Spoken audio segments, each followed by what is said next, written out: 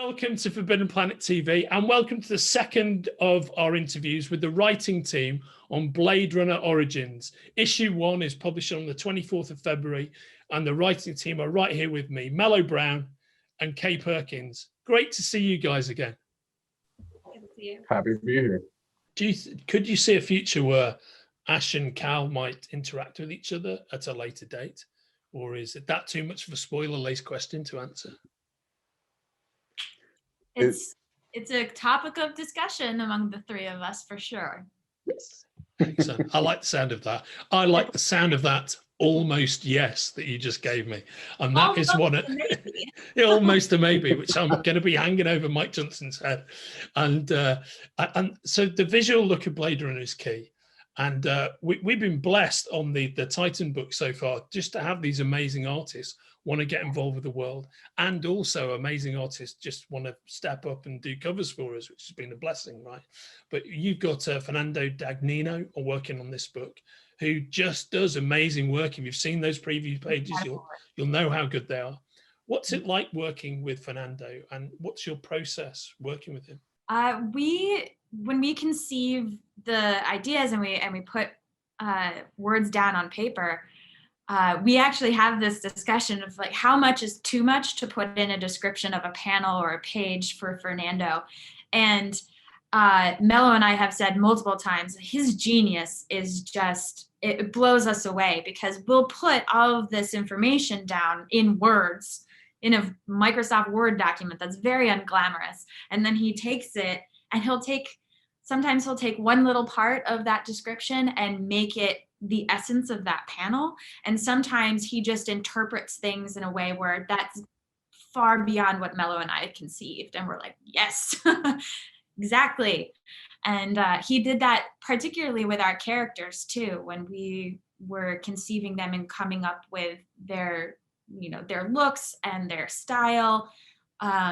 He was really a great collaborator in that process, and we are just so thankful to have him on our team. Absolutely. One thing I love especially is that I remember, well, personally, this is my first comic book I've ever had the opportunity to work on.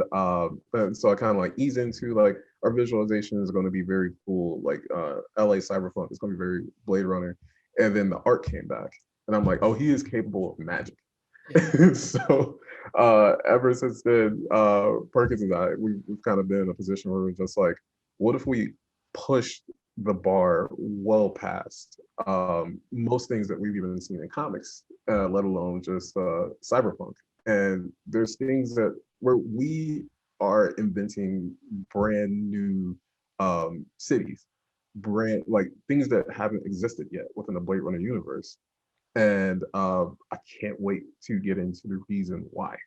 And these are going to be like things that are constantly functioning, like it's just thriving with life. And they've always been happening in the background of even the movies that we've seen. And so we're just like, hey, we have an idea as to how this thing can exist.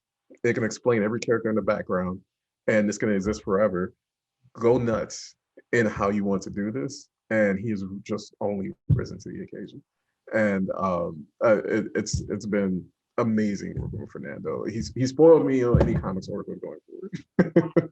Every time we send back art, it's like handing over the jewels. He's like, here's this incredibly valuable thing. Oh, thank you.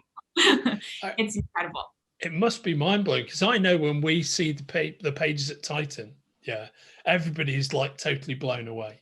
But for you, the creators, to see those pages, to see your words realized on the page like that, your head just must be blowing off your shoulders, and it must be incredible. I can't imagine what that feels like, other than it must feel very, very, very good. Yeah, it's always amazing to me and why I love comics so much is because it's so collaborative. You depend on so many other people's talents to execute a story. And so I consider Fernando to be as equal as us in the creation of this book. And it's incredible to me when, like, I can't draw for shit. I can't, like, stick people is what it is. So for him to almost peek into my brain and see what I mean, and then turn it into something that is way bigger and way more dynamic and cool than I could ever imagine, is just, I consider the most incredible part of this collaborative process. Yeah, that I think that's a very interesting point. Speaking about collaboration, who's your editor on this book? Is it Leach? Yeah, it's David. Yeah. Yeah. So you probably got the measure of him, having worked with him, but you know, David Leach is a very old friend of mine. I've known him for a long time, 30 years plus, I guess. But you're lucky having him on the book, because he's the most creative comic book editor in the UK, which you probably figured out if you work with him. He's a real sort of dynamo and he's such a huge fan, man. And I know he speaks. So before we met, I knew that he spoke extremely highly of your work, which is why I was so interested to talk to you for this, because he's a really big fan of what you guys are doing. Yeah, he's definitely really excited by every script we turn in, and that's really nice to receive. Yes. He's like, "This is awesome! I can't wait for it." Yeah. No, and he is legit excited, because he doesn't just keep that within himself. You know, that excitement is transmitted to, you know, holy fuck, look at this! It's another awesome script. Check it out. You know, so those are the internal notes that we get. You know, he's super, man. He is. He's quite rightly very proud of the work that's being done on that line. But yeah, everybody's very excited to see your scripts and the artwork from Fernando come in. I mean, the guys here just couldn't be more excited about the launch of this comic. On that note, I guess my final question before we finish would be, you mentioned the word magic before, Mellow, which is, and I was thinking what it's been like transitioning from working on the superhero fantasy genre, you know, whether that's Superwoman, whether that's American Gods, into a very hard science fiction universe like Blade Runner. What has that been like? What's the difference tonally, if there's any? I haven't seen too big of a difference personally. The reason why is because at the end of the day, like let's take you know, probably the most popular in magic right now in terms of fantasy stories like Harry Potter. Something like that is just like, it only works if you have logistics as to how they use the magic. It's like, don't use that spell because, you know, like, you will go to jail. Like, people will magically appear that will take you away. Or you need to be this strong and have this level of knowledge in order to use it. And there's like structure in order to kind of build that. Cyberpunk is inertly built that way. And the one thing that we're very lucky with is that because we are the origins of the first Blade Runner, we are establishing new rules and creating some cool new ones in the process that that definitely fit both in terms of technology, but more importantly, it will now be explained as to like how that technology is matched with character, and whether that be a spell or whether that be a line of a line of code or some very cool stuff that you'll find out that a Blade Runner has, where we're going to it fits. So in terms of fantasy and science fiction, it definitely lines up pretty well as long as you know what you're doing. Yeah, that's a great answer.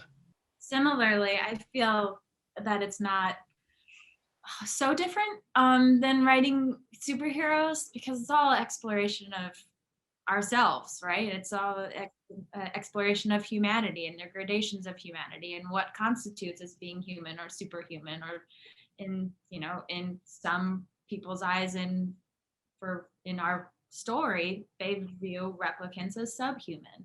So what are the gradations of that? So it's just another way to explore that central theme, and really think about it critically in a world that could be future LA, you know, could be future of humanity. So it's just it's another way, it's another lens to look through that.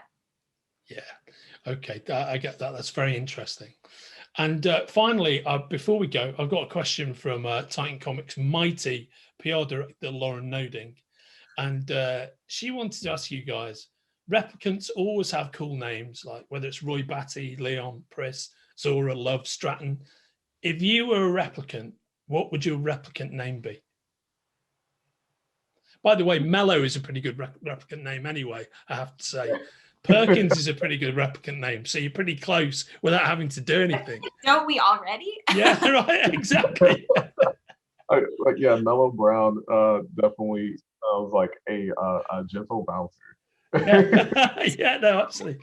You could be working that like a mining colony, or the agriculture colony with Dave Bautista with a name like Mellow Brown.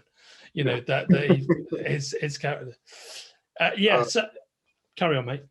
Oh no, I was just gonna say it'd probably be something along the lines of like, how does a YouTube streamer pick their name? It's just like the town I grew up with and the last energy drink that I had or something. It'd be like, I'll be like Dakota Voss or something. Like yeah, that's such a great name, Dakota Voss. That's brilliant. How about yours, Perkins? I think I'd still be Perkins in whatever reality I existed, because it's so unique, and I don't know. I feel like I am you know, like Chris in that way, where I just go by one name. Yeah. So I love it. I can relate, and I think that is a great answer. So we have been talking with the supremely talented Mellow Brown and the supremely talented Kay Perkins about a book that you guys are going to love, Blade Runner Origins.